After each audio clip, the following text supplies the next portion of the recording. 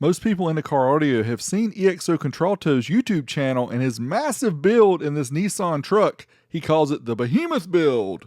Very expensive and a long process. These 12 18-inch subwoofers are going to be powered by 12 Incriminator Audio IX 6.1 amplifiers. When I heard EXO was going this route, I said, let me contact Incriminator Audio and see if they'll send me one so we can do a full amp dyno test and see how it works. So that's what we're going to do today. But first, make sure you subscribe to EXO Contralto. I will leave some links in the video description, not only to his channel, but to the playlist of this incredible build that's lasted over 4 years. It cost a lot of money, whole lot of details going into this project, but check him out in the links below. So the main content today is going to be the IX 6.1 from Incriminator Audio. This amp currently sells for $1,600. Know what you guys are thinking. That's a lot of money for a 6,000 watt amp. But we'll talk about that a little bit later in the video about why I think it costs so much. But let's get to the unboxing and see what this thing is all about.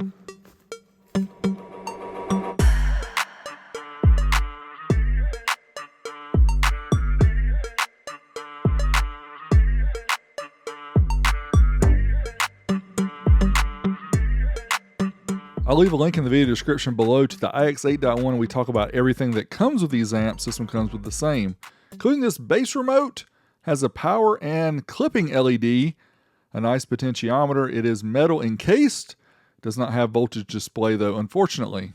Taking the amp out of the bag here, first thing you'll notice is the weight of this beast.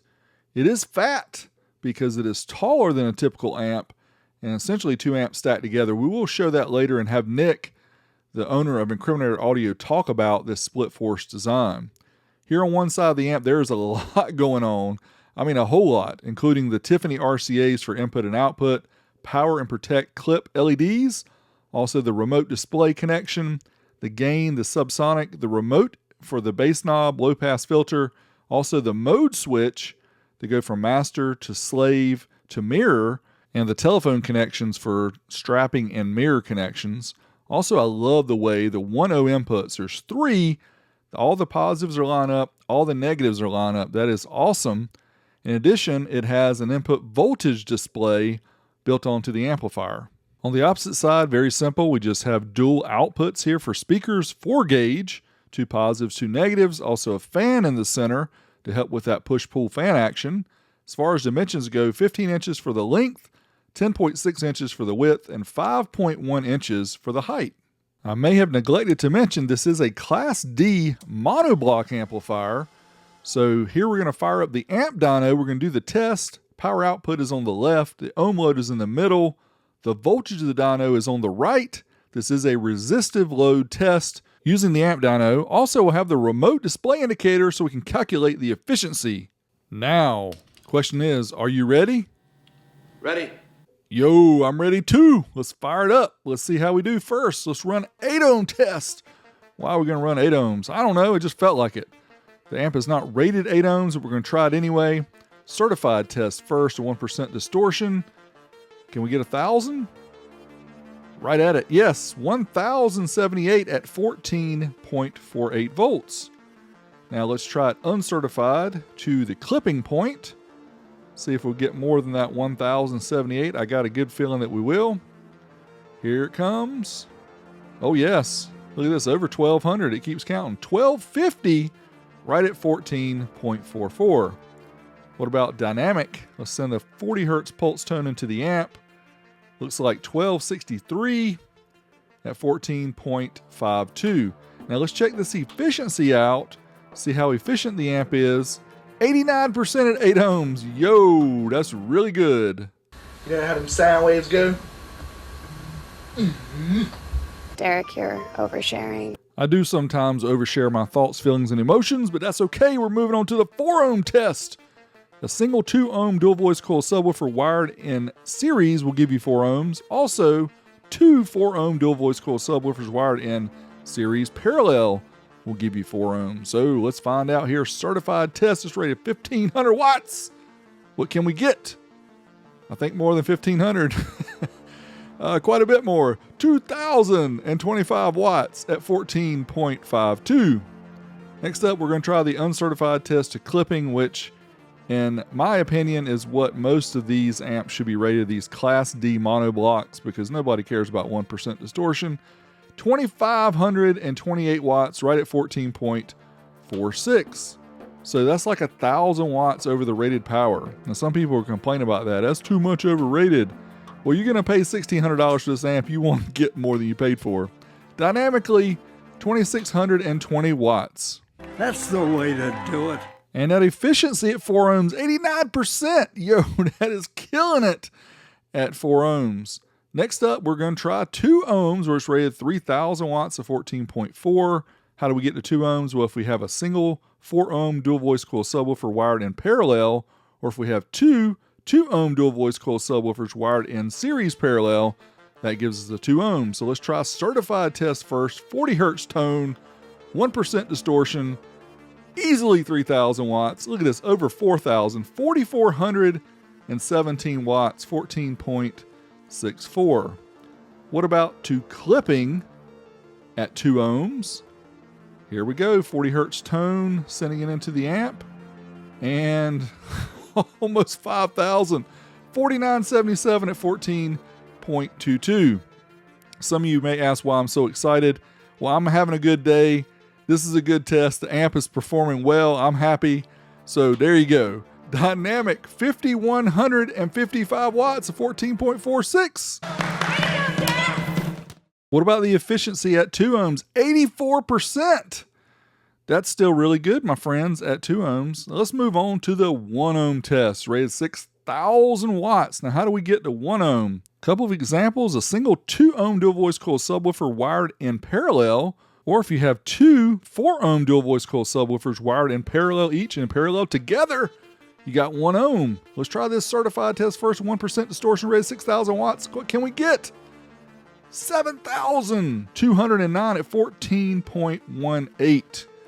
Again, you know, this amp is a big boy amp. This is something for people who do SPL competitions or somebody who's really serious in what they do. So you're going to expect to get more power than you pay for.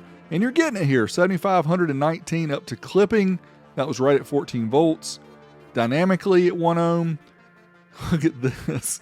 Almost 9,000 watts. Is it going to pass it? It does. Oh, it keeps going. 9238 at 14.68. But what about the efficiency? Has it dropped more? Still above 80%. 82% at 1 ohm. That's awesome. Holy smokes! Also, we checked the thermals of this amp. This is like one of the coolest series of amps I've ever tested. It's like it stays room temperature. I mean, the way that it works with this split force design and these active fans, it works really well. As far as results go, I just showed you all the tests. You can pause this if you want to see it. Please don't do a screenshot and post it on social media. Send them to the video. Well, what if you want to see lower than 1 ohm? Well, yes, my friends, if you stick around to the very end of the video, I will show it. Next up, we'll take off the bottom of the amplifier panel to find out what's inside. Take off the 8 screws, and then we're going to take a closer look at the internals. Here we go. Shaboom! Check out all those power transformers. Now we're going to have Nick talk about this split force design and tell us all about it. Hit it, Nick! The top board is smaller than the bottom board in terms of width. By doing that, we actually have kind of segmented the heatsink itself on the sides. So you basically get 2 different heat planes as far as the heat's dissipating, or the FET's dissipating the heat into the heatsink itself. So they're kind of on different planes even though they're one piece. A center aluminum divider that goes between the 2 boards that helps with vibration and that type of thing. There's also a fan on that particular inner divider that blows to keep that cool. And then there's actually a push-pull system where there's a fan on each end that actually, you know, pushes air and pulls air through the amplifier. I think it's a pretty slick design, honestly, the way it keeps everything nice and cool. Now, if you want to see this amp bump, though, you have to wait for EXO's build to find out. Next up, let's talk about the pros and cons. First up, power output, yes, has good power. Also has all these inputs lined up. That's very nice. Amp is linkable. Also the option to mirror your settings to another amp, which is very cool. 24 dB per octave crossovers and subsonic filter. Active cooling, Tiffany RCAs, 4 gauge for the speaker outputs. There's 2 outputs. This is a monoblock amp, but if you have multiple subs or dual voice coil subwoofers, it makes it easier. remote status display, and is it low ohm capable? We'll find out. Things to consider: the remote base doesn't have the voltage or temperature.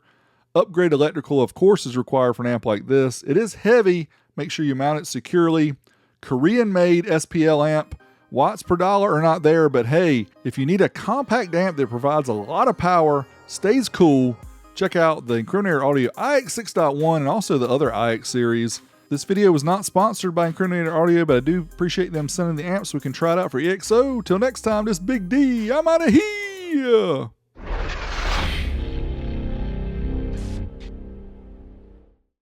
Incriminator 6.1 certified 0.8, not rated under 1 ohm.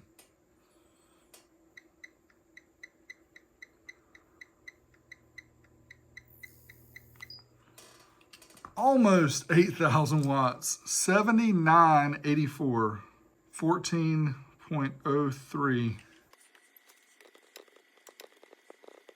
Uncertified to clipping 0.8. Bet we can bust that 8,000 watts.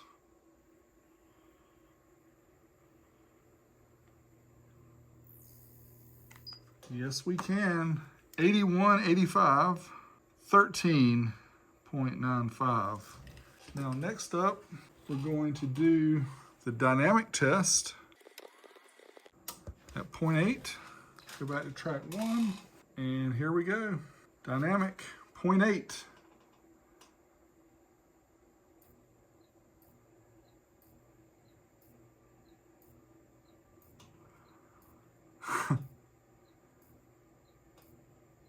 I was watching the wires jump over here.